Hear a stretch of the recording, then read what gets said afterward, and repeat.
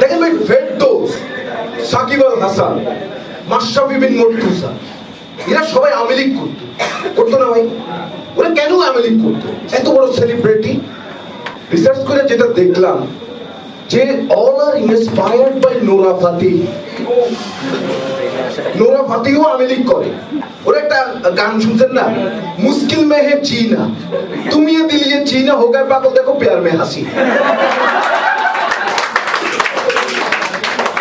আমি চিন্তা করলাম কেউ বিএনপি করে না, এত বড় বলিউডের একটা স্টার ও আওয়ামী লীগ করে। পরে দেখলাম শাহরুখ খান বিএনপি করে। ওর একটা গান আছে, পিয়া পিয়া পিয়া না পিয়া জিয়া।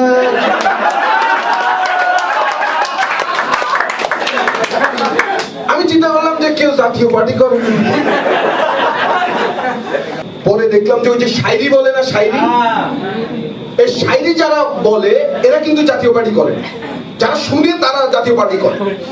ওরা বলে অ্যাকশন শুনে দাও, এরশাদ এরশাদ।